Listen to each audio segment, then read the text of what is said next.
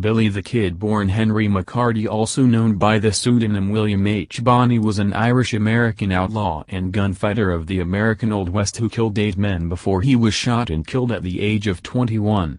He also fought in New Mexico's Lincoln County War, during which he allegedly committed 3 murders. McCarty was orphaned at the age of 15.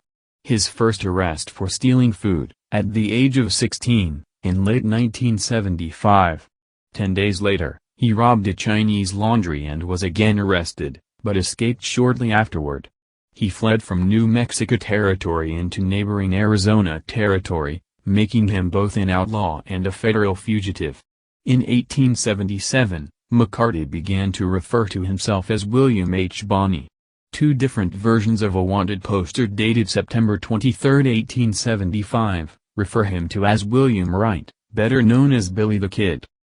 After murdering a blacksmith during an altercation in August 1877, McCarty became a wanted man in Arizona and returned to New Mexico, where he joined a group of cattle rustlers.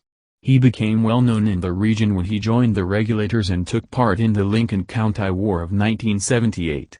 McCarty and 2 other Regulators were later charged with killing 3 men, including Lincoln County Sheriff William J. Brady and one of his deputies.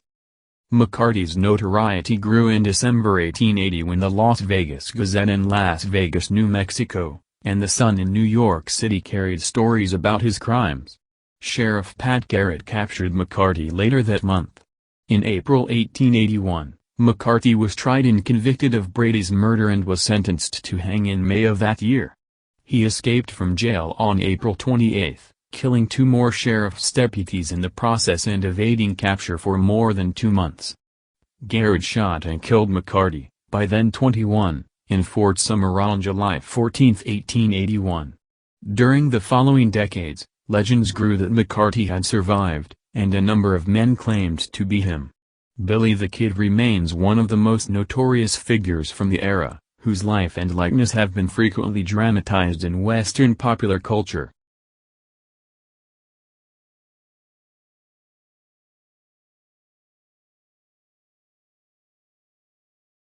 Henry McCarty was born to parents of Irish Catholic ancestry, Catherine and Patrick McCarty, in New York City. While his birth year has been confirmed as 1859, the exact date has been disputed as either September 17 or November 23 of that year.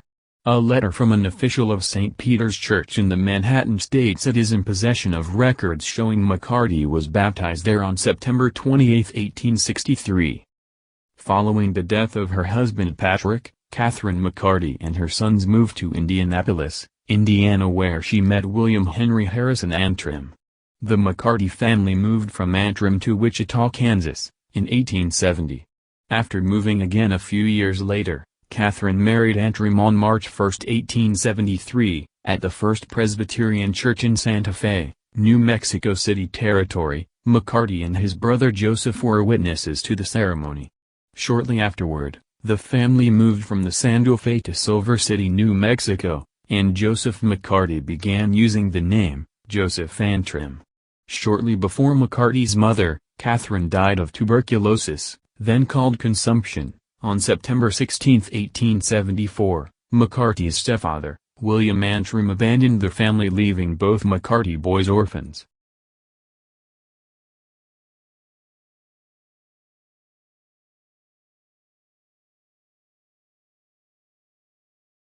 McCarty was 15 years old when his mother died. Sarah Brown, the owner of a boarding house, gave him room and board in exchange for work.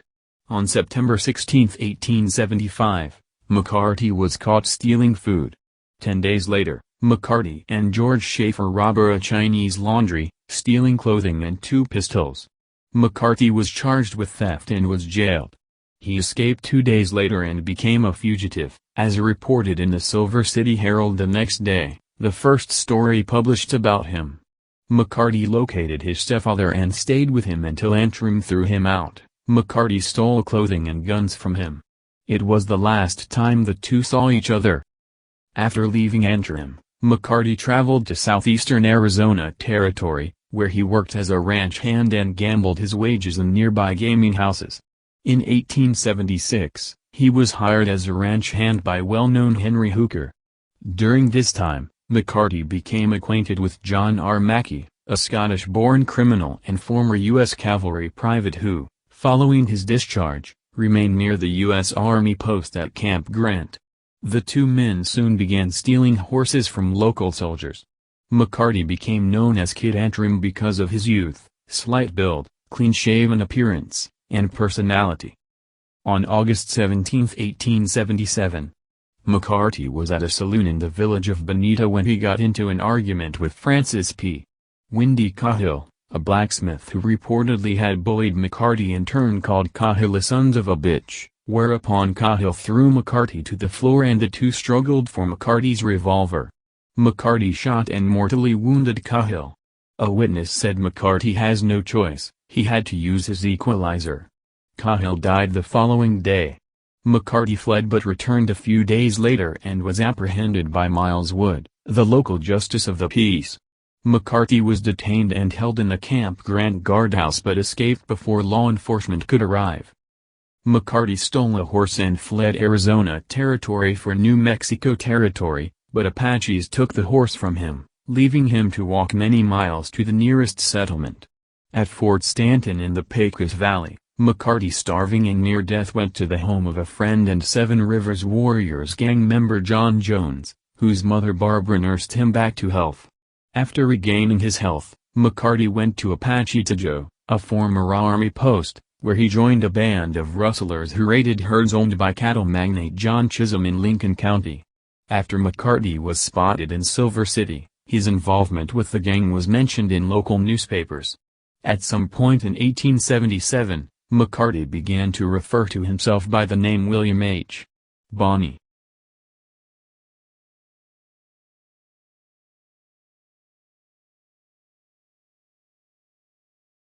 After returning to New Mexico, McCarty worked as a cowboy for English businessman and rancher John Henry Tunstall, near the Rio Felix, a tributary of the Rio Grande, in Lincoln County. Tunstall and his business partner and lawyer Alexander Lawrence Murphy, James Dolan, and John Riley. The three men had wielded an economic and political hold over Lincoln County since the early 1970s, due in part to their ownership of a beef contract with nearby Fort Stanton and a well-patronized dry goods store in the town of Lincoln. By February 1878, McCarty owed £8,000 to Dolan, who obtained a court order and asked Lincoln County Sheriff William J. Brady to attack nearly $40,000 worth of Tunstall's property and livestock. Tunstall put Bonney in charge of non-prime horses and told him to relocate them to his ranch for safekeeping. Meanwhile, Sheriff Brady assembled a large posse to seize Tunstall's cattle. On February 18, 1878, Tunstall learned of the posse's presence on his land and rose out to intervene. During the encounter, one member of the posse shot Tunstall in the chest, knocking him off his horse. Another posse member took at Tunstall's gun and killed him with a shot to the back of his head. Tunstall's mother ignited the conflict between the two factions that became known as the Lincoln County War.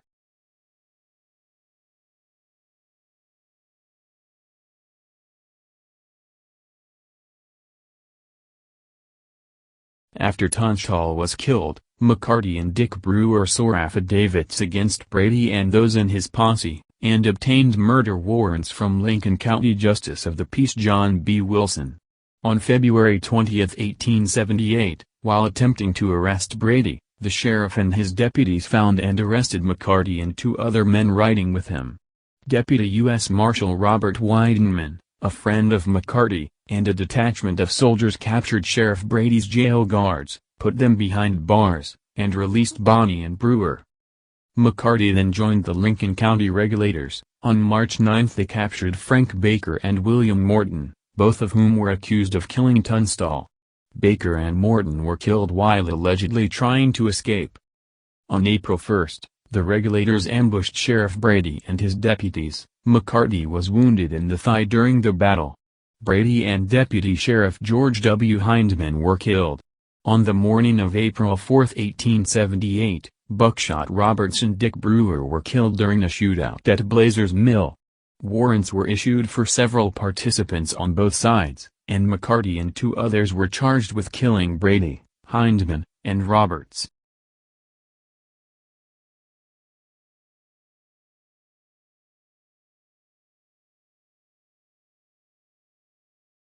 On the night of Sunday, July 14, McSween and the Regulators, now a group of 50 or 60 men, went to Lincoln and stationed themselves in the town among several buildings.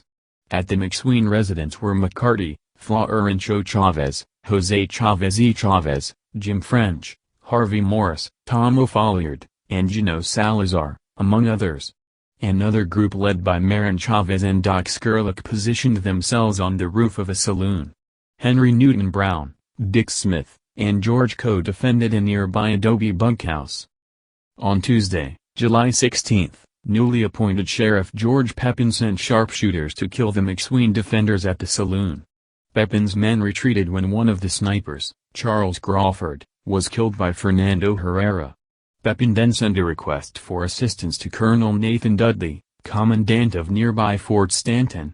In a reply to Pepin, Dudley refused to intervene but later arrived in Lincoln with troops, turning the battle in favor of the Murphy-Dolan faction. A shooting war broke out on Friday, July 19.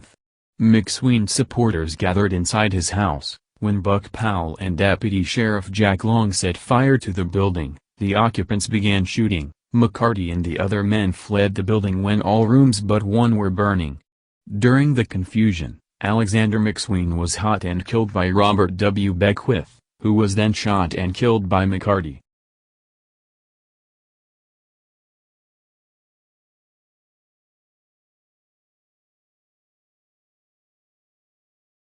McCarty and 3 other survivors of the Battle of Lincoln were near the Mescalero Indian Agency when the agency bookkeeper, Morris Bernstein, was murdered on August 5, 1878. All 4 were indicted for the murder, despite conflicting evidence that Bernstein had been killed by Constable Ignacio Martinez. All of the indictments, except McCarty's, were later quashed. On October 5, 1878, U.S. Marshal John Sherman informed newly appointed Territorial Governor and former Union Army General Lew Wallace that he held warrants for several men, including William H. Antrim, alias Kidd, alias Bonney, but was unable to execute them owing to the disturbed condition of affairs in that county, resulting from acts of a desperate class of men. Wallace issued an amnesty proclamation on November 13, 1878, which pardoned anyone involved in the Lincoln County War since Tunstall's murder. It specifically excluded persons who had been convicted of or indicted for a crime, and therefore excluded McCarty. On February 18, 1879, McCarty and friend Tom O'Folliard were in Lincoln and watched as attorney Houston Chapman was shot and his corpse set on fire. According to eyewitnesses, the pair were innocent bystanders forced at gunpoint by Jesse Evans to witness the murder. McCarty wrote to Governor Wallace on March 13, 1879, with an offer to provide information of the Chapman murder in exchange for amnesty. On March 15 Governor Wallace replied, agreeing to a secret meeting to discuss the situation. McCarty met with Wallace in Lincoln on March 17, 1879. During the meeting and subsequent correspondence, Wallace promised McCarty protection from his enemies and clemency if he would offer his testimony to a grand jury. On March 20, Wallace wrote to McCarty, to remove all suspicion of understanding, I think it better to put the arresting party in charge of Sheriff Kimbrell, who shall be instructed to see that no violence is used.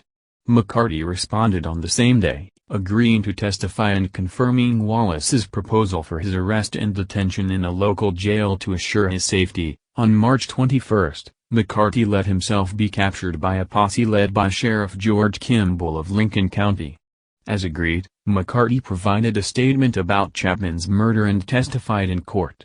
However, after McCarty's testimony, the local district attorney refused to set him free.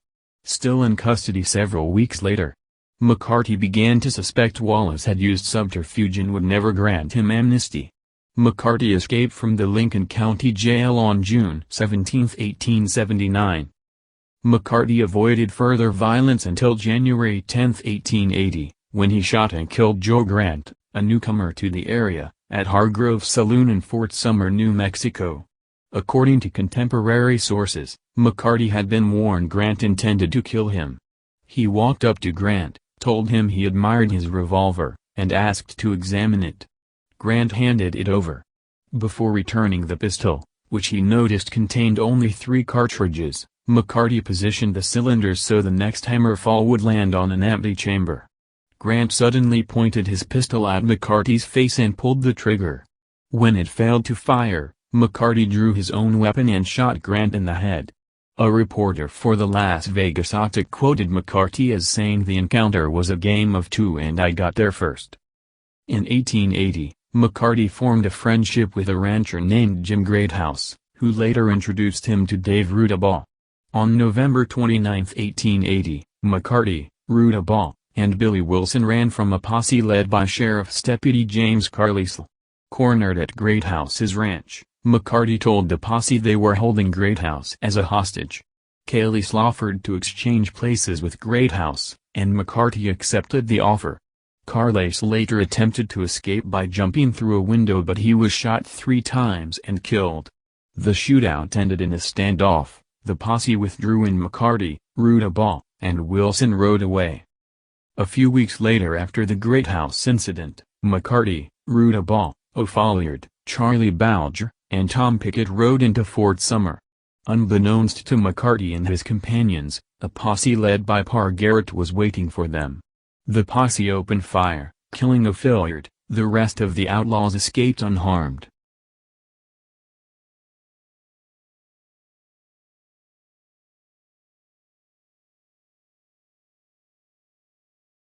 On December 13, 1880, Governor Wallace posted a $500 bounty for McCarty capture. Pat Garrett continued his search for McCarty. On December 23, following the siege in which Bouger was killed, Garrett and his posse captured McCarty along with Pickett, Rudabaugh, and Wilson at Stinking Springs. The prisoners, including McCarty, were shackled and taken to Fort Summer, then later to Las Vegas, New Mexico. When they arrived on December 26, they were met by crowds of curious onlookers. The following day, an armed mob gathered at the train depot before the prisoners, who were already on board the train with Garrett, departed for Santa Fe. Deputy Sheriff Romero, backed by the angry group of men, demanded custody of Dave Rudabaugh, who during an unsuccessful escape attempt on April 5, 1880, shot and killed Deputy Antonio Lino Valdez in the process. Garrett refused to surrender the prisoner, and a tense confrontation ensued until he agreed to let the sheriff and 2 other men accompany the party to Santa Fe, where they would petition the governor to release Rudabaugh to them. In a later interview with a reporter, McCarty said he was unafraid during the incident, saying, "If I only had my Winchester I'd lick the whole crowd." The Las Vegas Gazette ran a story from a jailhouse interview following McCarty's capture. When the report said Bonney appeared relaxed, he replied, "What's the use of looking on the gloomy side of everything? The laugh's on me this time." During his short career as an outlaw, McCarty was the subject of numerous U.S. newspaper articles, some as far away as New York. After arriving at Santa Fe, McCarty, seeking clemency, sent Governor Wallace 4 letters over the next 3 months.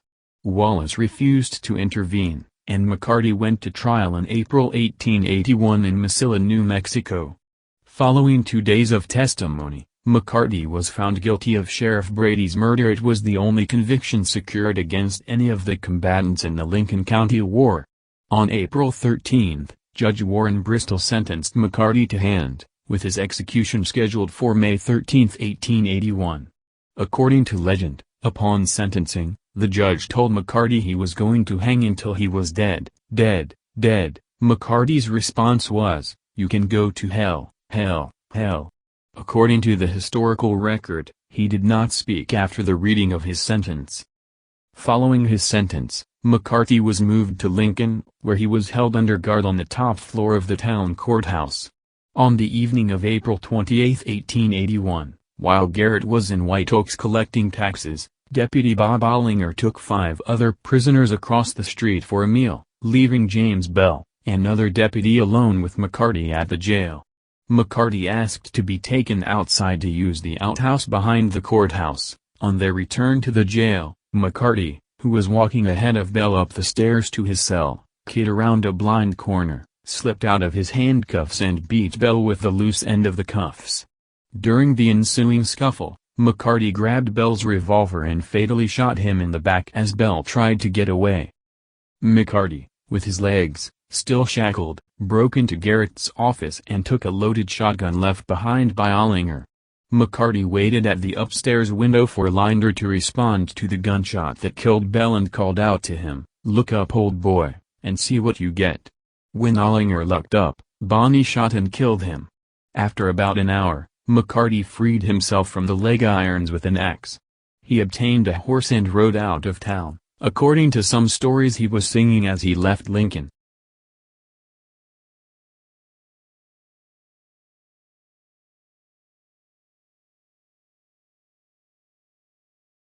While McCarty was on the run, Governor Wallace placed a new $500 bounty on the fugitive's head. Almost 3 months after his escape, Garrett, responding to rumor that McCarty was in the vicinity of Fort Summer, left Lincoln with 2 deputies on July 14, 1881, to question resident Pete Maxwell, a friend of McCarty's. Maxwell, son of land baron Lucien Maxwell, spoke with Garrett the same day for several hours. Around midnight, the pair sat in Maxwell's darkened bedroom when McCarty unexpectedly entered. Accounts vary. After the shooting, a local justice of the peace assembled a coroner's jury of 6 people. The jury members interviewed Maxwell and Garrett, and McCarty's body and the location of the shooting were examined. The jury certified the body of McCarty and, according to a local newspaper, the jury foreman said, "It was the kid's body that we examined. McCarty was given awake by candlelight. He was buried the next day and his grave denoted with a wooden marker." 5 days after McCarty's killing, Garrett traveled to Santa Fe, New Mexico, to collect the $500 reward offered by Governor Lew Wallace for his capture, dead or alive. William G. Rich, the acting New Mexico governor, refused to pay the reward. Over the next few weeks, the residents of Las Vegas, Mesilla, Santa Fe, White Oak, and other New Mexico cities raised over $7,000 in reward money for Garrett. A year and 4 days after McCarty's death, the New Mexico Territorial Legislature passed a special act to grant Garrett the $500 reward promised by Governor Wallace. Because people had begun to claim Garrett unfairly ambushed McCarty, Garrett felt the need to tell his side of the story and called upon his friend, journalist Marshall Upson, to ghostwrite a book for him. The book, The Authentic Life of Billy the Kid, was first published in April 1882. Although only a few copies sold following its release, in time, it became a reference for later historians who wrote about McCarty's life.